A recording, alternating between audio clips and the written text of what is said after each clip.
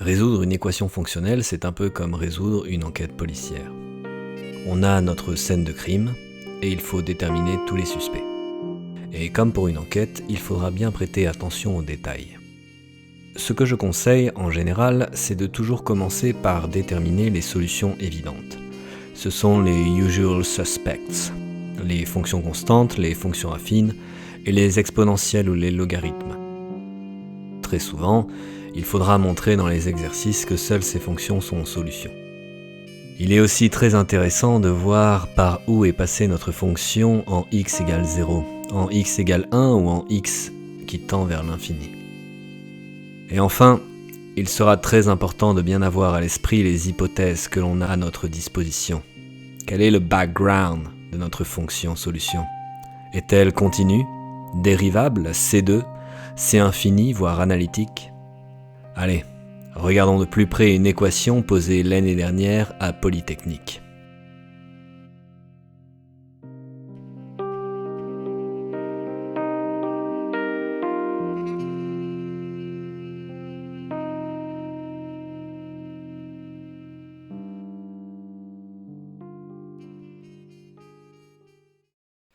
On va donc résoudre un exercice qui a été posé à Polytechnique l'année dernière. On va considérer une fonction f de R dans R dérivable, telle que, quel que soit x et y dans R, f de x fois f de y est égal à f de x plus y f de x. Et donc la question c'est trouver f. Je vais vous présenter deux méthodes. La première peut être un peu longue et fastidieuse, mais que je trouve assez sympathique, et la deuxième objectivement meilleure, et qui est certainement celle qui est attendue au concours. La première chose qu'on peut faire, c'est essayer de trouver des valeurs particulières. Très généralement, c'est la valeur f de 0 qu'on va essayer de trouver. On peut aussi essayer de trouver des limites. Ici, essayons de trouver f de 0 en posant soit x égale 0, soit y égale 0, ou très rapidement, on se rend compte qu'on peut poser x égale y égale 0. On obtient donc f0 fois f de 0 qui vaut f de 0 plus 0 fois f de 0, et donc f de 0 carré qui vaut f de 0. F de 0 vaut 0, ou alors f de 0 vaut 1. On se dit que si f de 0 vaut 0, la fonction risque d'être assez simple à trouver. Donc faisons le cas f de 0 égale 0. Alors si on pose par exemple x égale 0 seulement, on obtient f de 0 fois f de y qui vaut f de y f de 0, ce qui nous donne comme f de 0 égale 0, f de 0 égale f de 0, ce qui n'est pas non plus la nouvelle du siècle, et donc on va plutôt poser y égale 0. Et ici c'est plus intéressant, ça nous donne f de x fois f de 0 qui vaut f de x tout court, et comme f de 0 on suppose qu'il est 0, on obtient f qui est la fonction nulle. On va donc, à partir de maintenant, supposer que f de 0 vaut 1.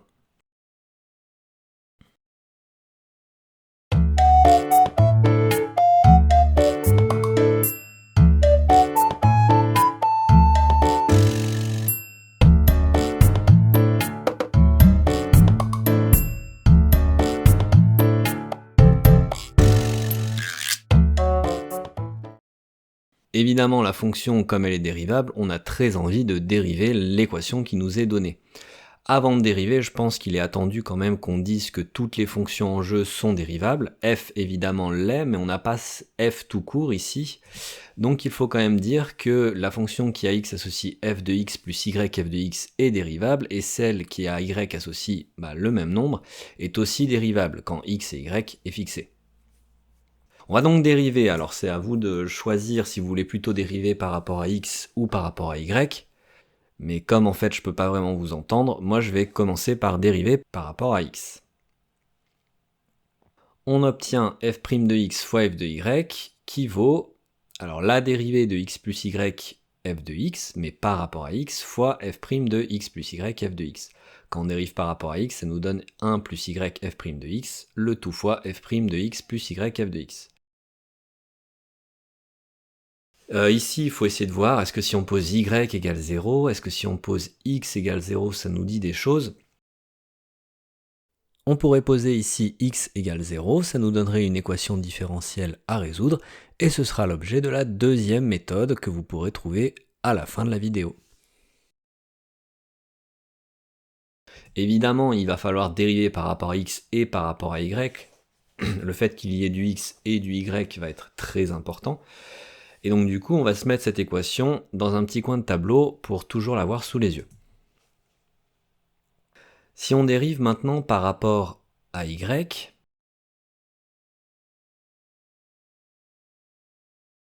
on obtient f de x fois f' de y qui vaut la dérivée par rapport à y de x plus y f de x fois f' de x plus y f de x.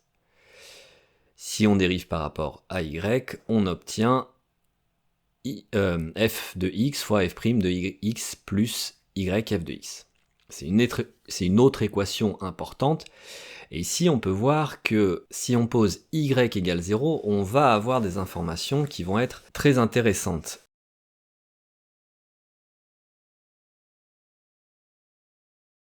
F de x fois f' de 0 vaudra f de x fois f' de x.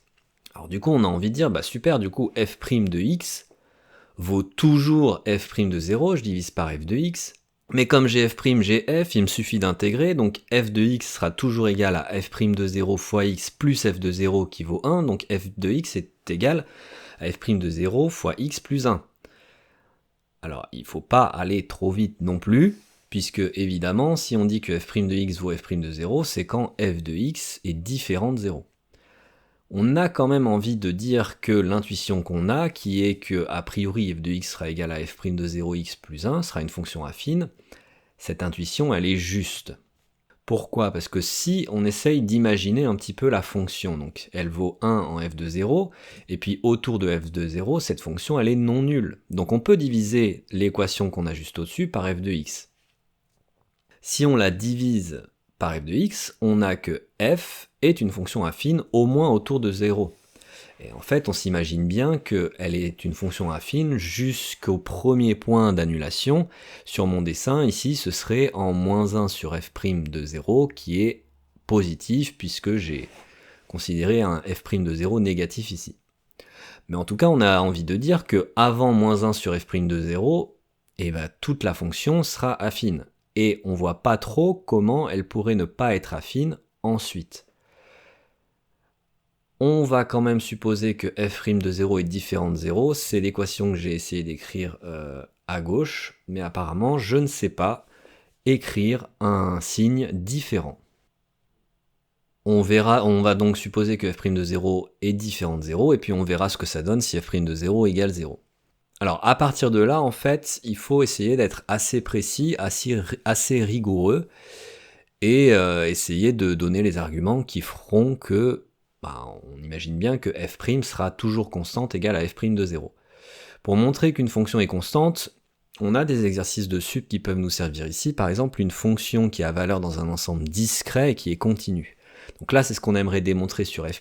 On aimerait voir est-ce que f' est continu.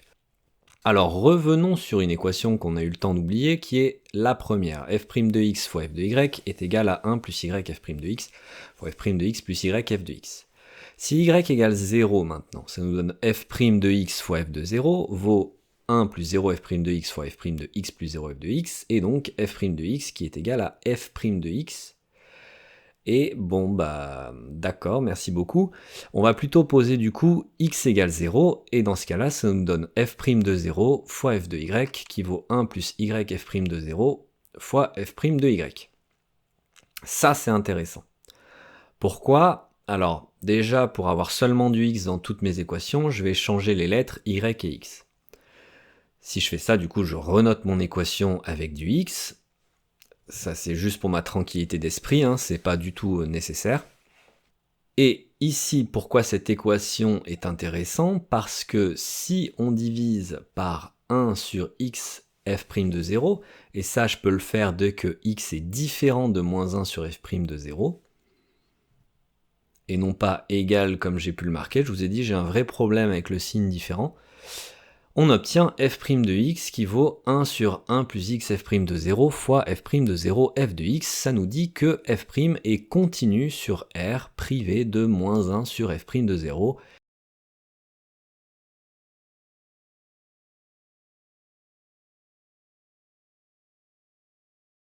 F' donc c'est une fonction continue sur R privé de moins 1 sur f' de 0.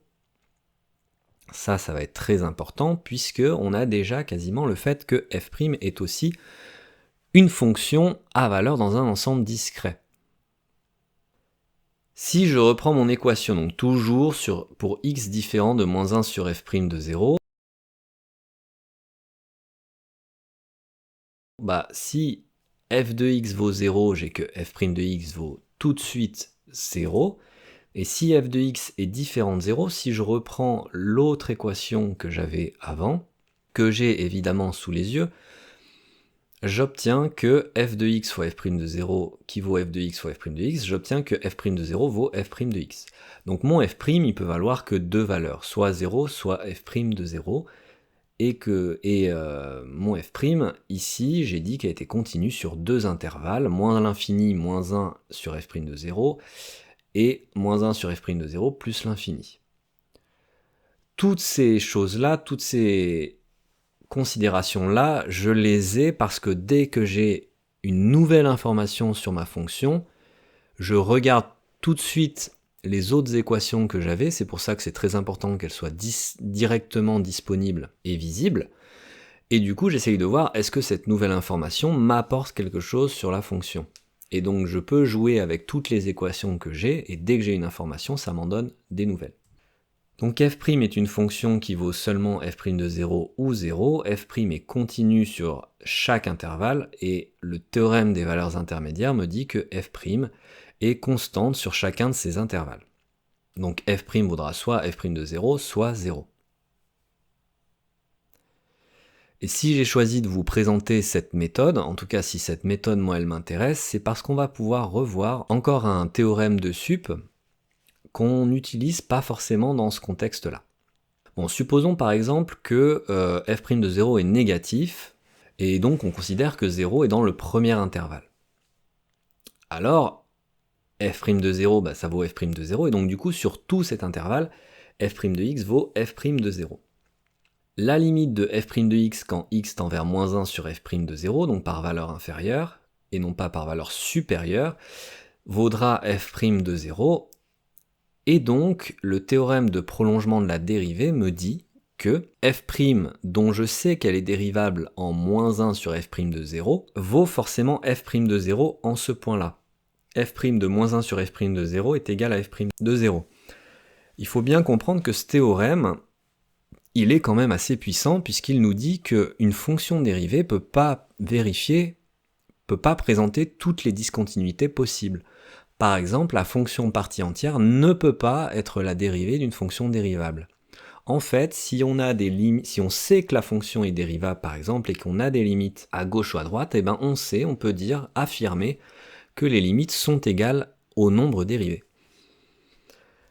Ce qu'il faut avoir en tête pour les discontinuités de fonctions dérivées, c'est vraiment les fonctions du style x donne x carré, cos de 1 sur x carré, ou ce genre de choses où il y a une vraie discontinuité en 0. Et je vous conseille vraiment de connaître ces fonctions-là, ces fonctions types, puisqu'on peut très bien vous demander à l'oral justement des exemples de fonctions dérivées qui ne sont pas continues. On n'en voit pas beaucoup dans les programmes, mais il faut au moins connaître un exemple. Bon, pour la même raison, la limite à droite cette fois-ci de f' de x en moins 1 sur f' de 0, donc à droite et pas en moins 1 sur f' de 0 moins, je vous ai dit j'ai des gros problèmes. Sur les plus, les moins et les signes différents, cette limite-là, elle vaudra forcément aussi f' de moins 1 sur f' de 0, mais comme la fonction dérivée sur l'autre intervalle est aussi constante, on a montré que la fonction dérivée vaut toujours f' de 0. Donc f' de x vaut f' de 0, quel que soit x, pour absolument tous les nombres réels. Notre fonction f', elle est donc constante. Si on intègre, on obtient que f de x vaut f' de 0 fois x plus f de 0, mais f de 0, on a supposé que ça valait 1, et donc on a trouvé, en tout cas c'est ce qu'on pense, toutes les fonctions qui vérifient l'équation. Alors pourquoi on pense que c'est ça? C'est parce qu'évidemment, ce que je vous ai pas dit, c'est qu'on faisait un raisonnement par analyse synthèse et qu'il faut toujours quand même vérifier nos solutions à la fin. Mais vous pouvez n'hésitez pas à le faire vous-même, vous verrez que ces fonctions-là conviennent tout à fait. Alors, on est plutôt content, on a résolu cet exercice, mais on avait quand même supposé que f' de 0 était égal à 0, donc petit bonus. Si f' de 0 est égal à 0, on prend une des équations qu'on a trouvées, f de x fois f' de x qui est égal à f de x fois f' de 0, et on obtient f' de x fois f de x qui vaut 0, ce qui ne nous sert pas à grand chose. Si on reprend l'autre équation, ça nous donne f' de 0 fois f de x qui vaut 1 plus x f' de 0 fois f' de x. Comme f' de 0 vaut 0, si vous remplacez dans cette équation f' de 0 par 0, vous obtenez directement f' de x qui vaut 0 quel que soit x dans R, et donc f de x est une fonction constante est égale à 1.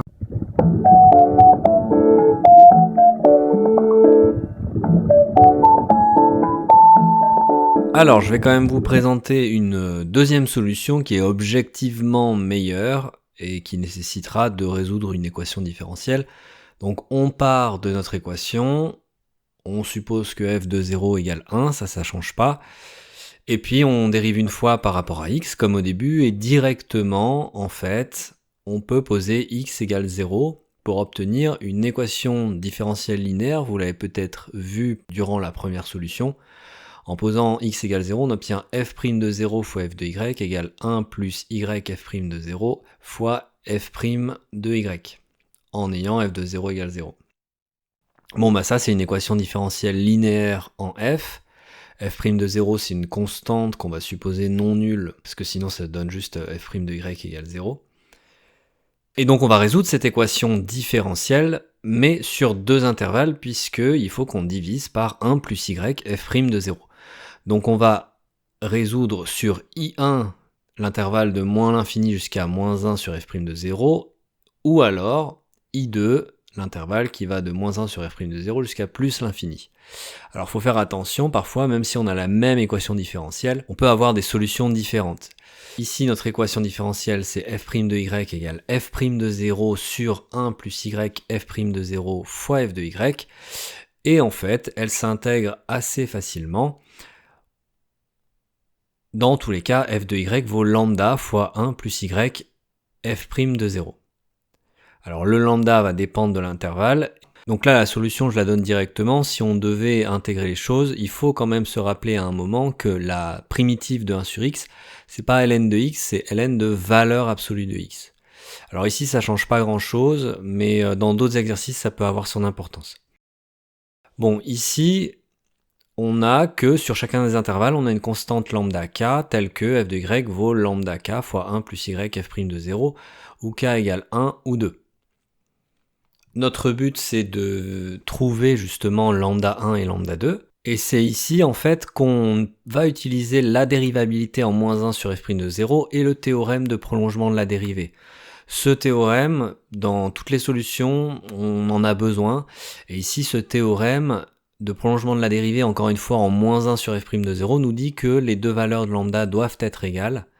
En fait, là, on dérive à gauche et à droite, et il faut que la dérivée à gauche et la dérivée à droite soient égales. Donc du coup, f, c'est une fonction qui a y associe lambda fois 1 plus y f' de 0. On retrouve un petit peu la forme qu'on avait vue, et en fait, il suffit de poser y égale 0 pour avoir lambda égale 1, puisque f de 0 est égal à 1. Et donc finalement, on retrouve exactement la solution qu'on avait trouvée, de manière quand même plus facile, plus simple, mais j'aimais bien la première solution que je vous ai présentée. On se retrouve pour une prochaine vidéo avec une autre équation fonctionnelle posée à l'X l'année dernière.